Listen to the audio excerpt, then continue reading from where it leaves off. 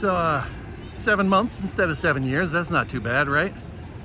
It's like a 12x improvement. I actually had a whole scripted video like shot, and I was editing it, and in the process of the edit I kind of realized that, oh, it doesn't make sense and doesn't say what I want it to say, and I scrapped the whole thing. I was working on a different script, and I was just really tying myself in knots about, oh, what do I say, what do I say? I finally realized, oh, I don't need something to talk about, I need something to do. The way that I used to make these videos is I would be on my walk to work or back from work, and I would be like, look at that thing over there. Look at, I have a lot of thoughts about urban life and buildings and etc. because I'm a boring person. That would stimulate things to say in me, and failing that, I always had my bag with me, usually had a couple of books in it. I would talk about what I was reading, whatever. So I've just been looking, since I had this realization, for... Oh, wait a second. Oh.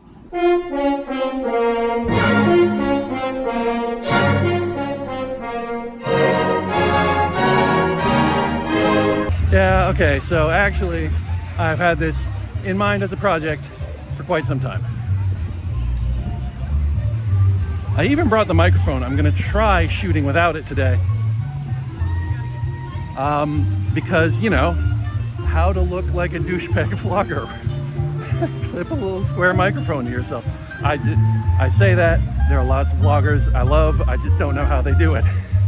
I would be very self-conscious. Maybe they are too, and they just push through it, but I'm pushing through enough these days. We're here at a little bit after 10 on Sunday. It's like a little after park opening. They're having like a big barbecue or something at the mega church across the street. It's some kind of show of force, I don't know. I've been a little concerned about how crowded the parks are going to be, but look at this. Starbucks coffee has kind of no line. Let's push this. This will be the first time I have been on something this tall, which is not quite 300 feet in the air. The drop is 300 feet though.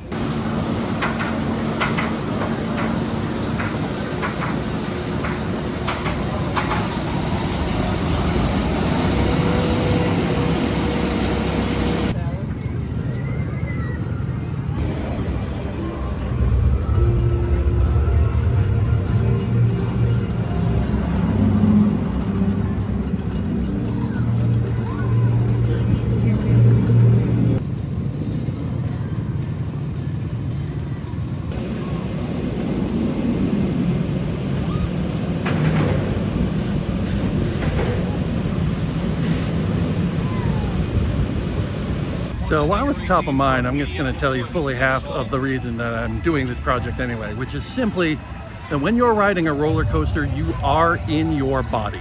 Like, there is no way you're going to be off spacing out, having some other experience in your head. Roller coasters are like, no sir, you're having this experience right now.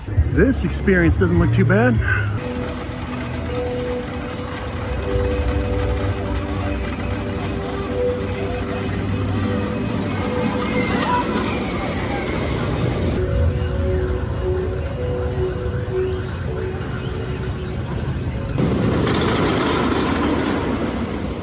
On the subject of bodies, I'm 2 rides in. One of them, the Woody back here, a little rougher than the other, but so far I don't have a headache. I'm paying some attention to my bowels, for lack of a better word. This is a real statement pillow.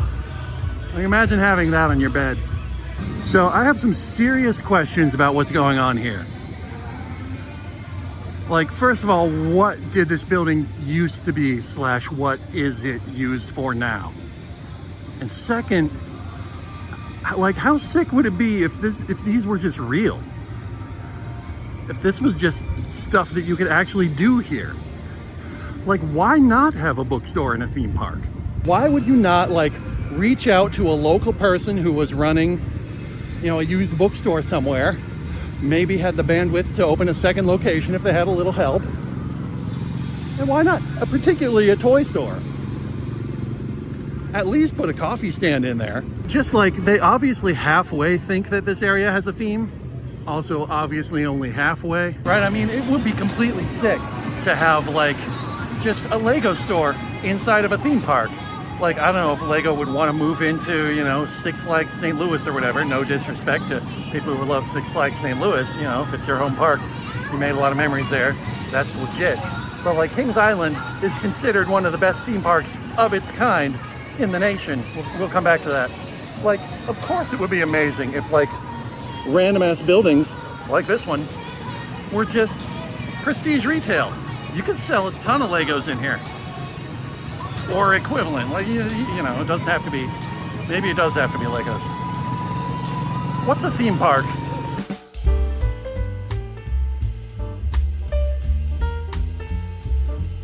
Okay, so I've been on a couple more rides.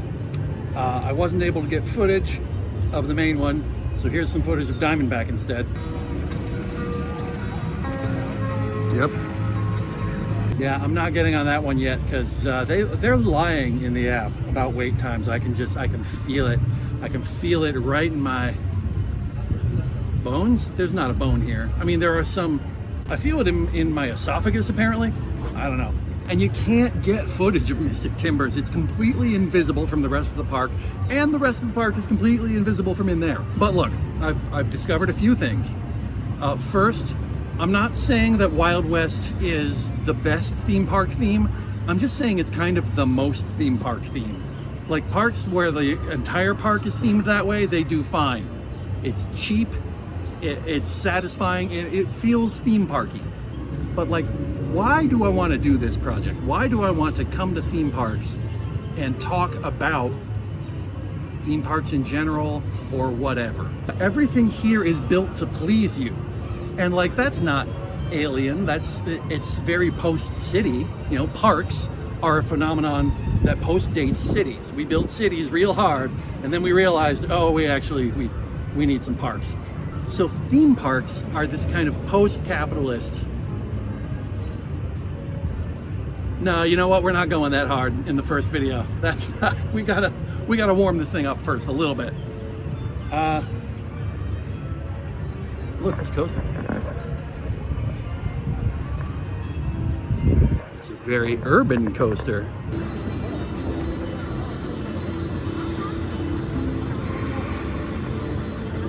All right, so for purposes of this discussion, we're gonna kind of walk backwards into a definition. There are two kinds of theme parks, right? There's Disney parks and there's Six Flags parks. This is a Six Flags park. It wasn't always literally a Six Flags park. As of last year, it is literally owned by Six Flags. And also, of course, some Disney parks are not owned or operated by Disney. In fact, the best one currently is, in many people's opinion, a Universal park.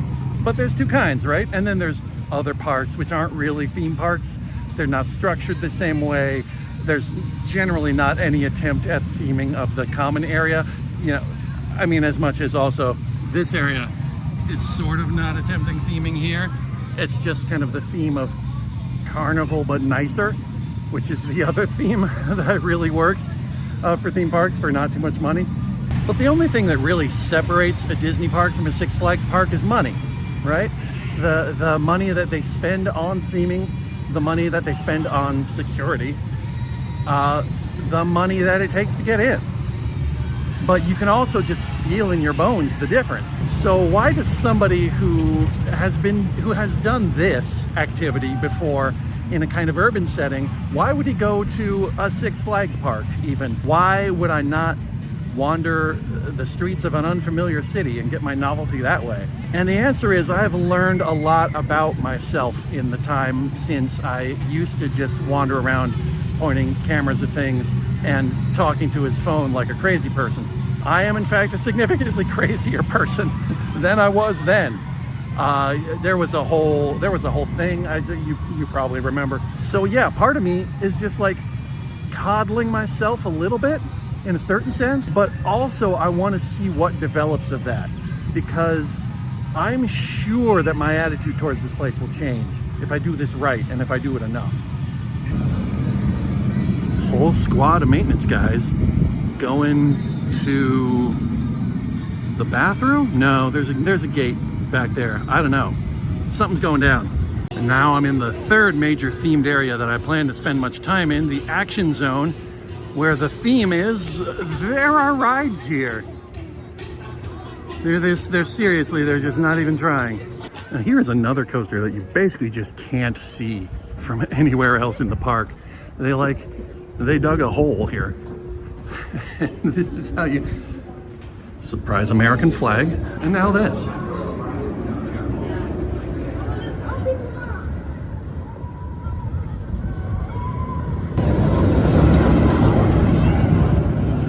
Also, I'm trying to appreciate the places where theme parks are actually parks, you know, where they deign to use the space a little bit naturalistically, and still very weirdly. I don't think I'm actually that committed to this ride right now,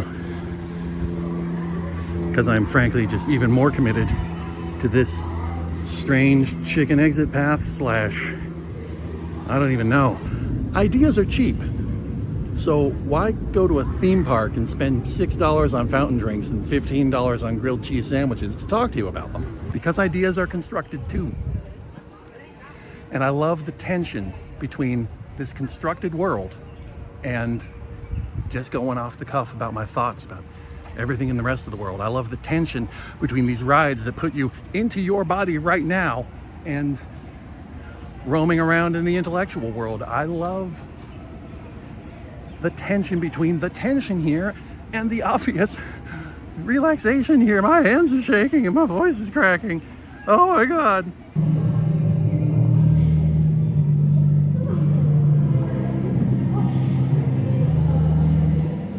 So I was weak and I got myself some Starbucks because I think it is the cheapest way in the park to get enough protein and calories into my stomach that I can keep going, although I don't think I'm gonna be going a lot longer today. I don't like to patronize Starbucks because as a company they have been hostile to family members of mine as well as friends and for lack of a better word still, comrades.